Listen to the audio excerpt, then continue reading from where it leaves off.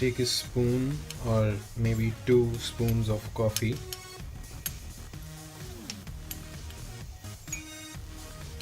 I like 3.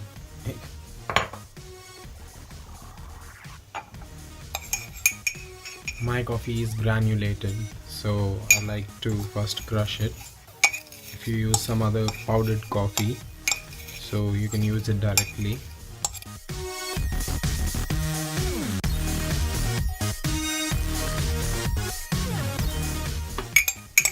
So I've crushed my coffee. Take 1 teaspoon of sugar, but I like 2, so I'll just add some more. That's it. So mix it a little bit. Now just add 1 maybe teaspoon, not even a teaspoon, half a teaspoon of water.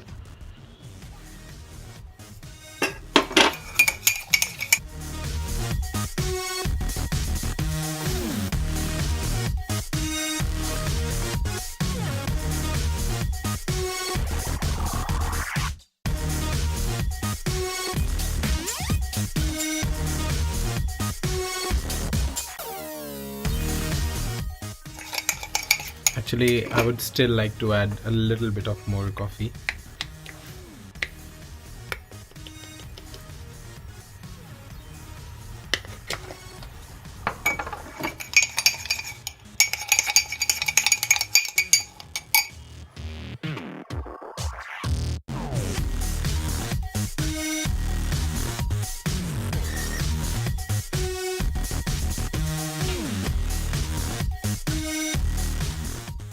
You might want to add a little bit of more water, 2 or 3 drops. That's it. And again beat it.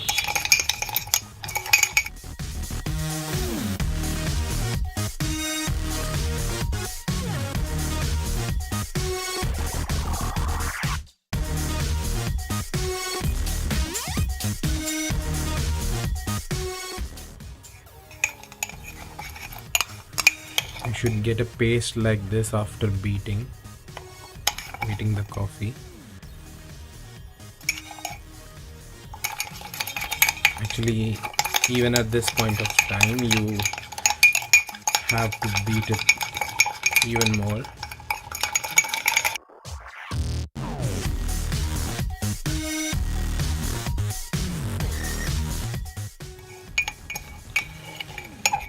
So once you get a paste like this, a thick paste of coffee, all you need to do is if you get 2 teaspoons of this paste, you need only half of it, like 1 teaspoon, and take this paste and pour it into the pan. So let's do it.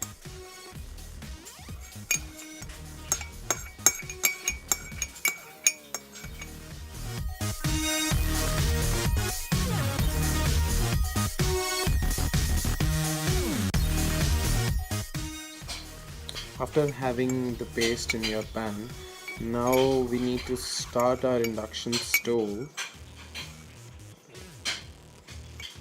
So we start our induction stove and we'll add half a cup of water into our pan. And take that spoon and start mixing the paste with water.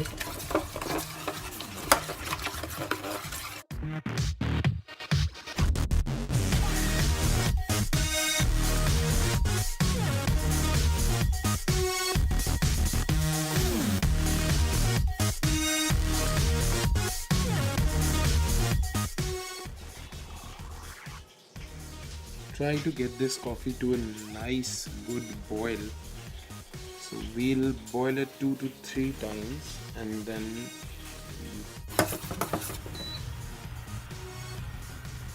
now add milk according to your taste. So I'll start the induction again and I'll add some milk. I like less milk and more water. in my coffee.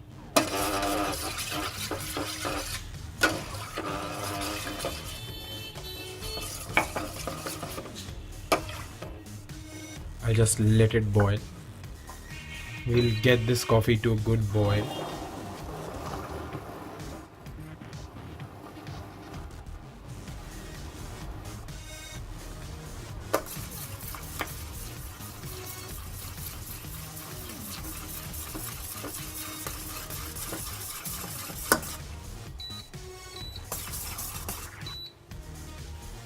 Now you take the coffee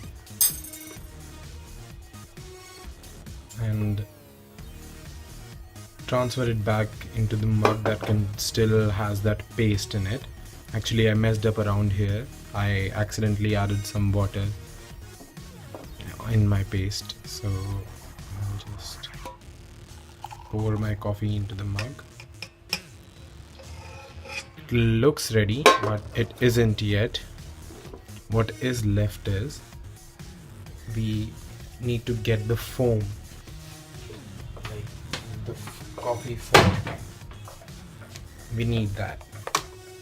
So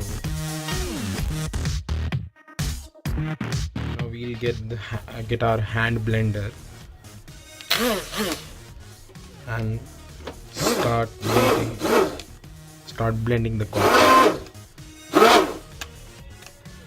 So this might get messy, so what we'll do is so now we have the leftover coffee paste mixed with our coffee milk. So we'll transfer this coffee back into our pan. It's dark brown now. So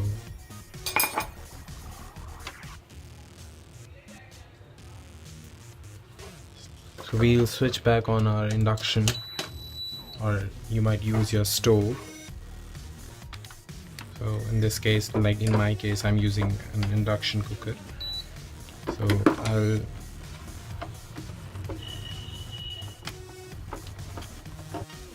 turn the heat to simmer side. Now we'll start blending the coffee in our mug.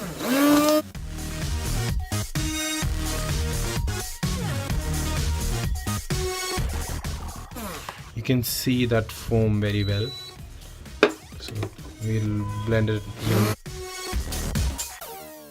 So there's a way of getting this foam thing done. You just need to tilt the pan a little bit. Now we'll blend it.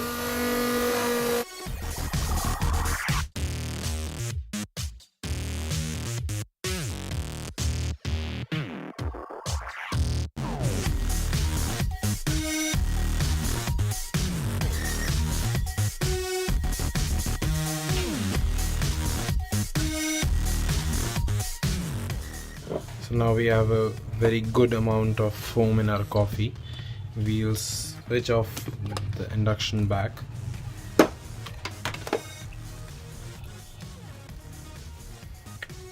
I don't like to lose even a bit of my coffee, so I'll just go ahead and lick it. Sorry. I'm sorry if that grosses you out, but that's how I am. Now we'll start pouring our coffee back into the mug, slowly and steadily.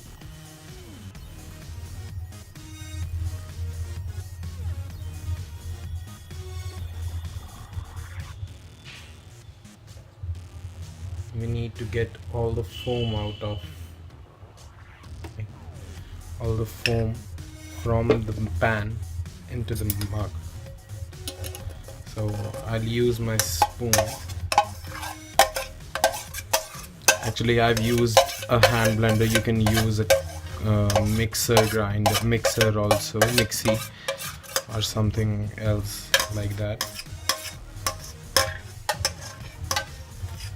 But I had no time, so I used that hand blender.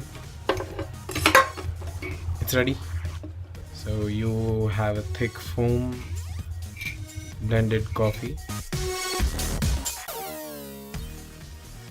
So if you want a frappuccino style, Starbucks frappuccino style coffee, what you can do is add bits and pieces of dark chocolate in your coffee. So to do that, add bits and pieces of this dark chocolate while you are blending the coffee using your hand blender. And or if what you can do is, if you want a cold frappuccino style coffee, add this dark chocolate in your mixer grinder, and also add the coffee, the this ready coffee in your mixer grinder, and add few ice cubes and blend it together to get that ice blended frappuccino style flavor and texture in your normal day-to-day coffee. You can do that with your coffee or whatever, but it's ready. Cheers. If you have any questions, feel free to ask me.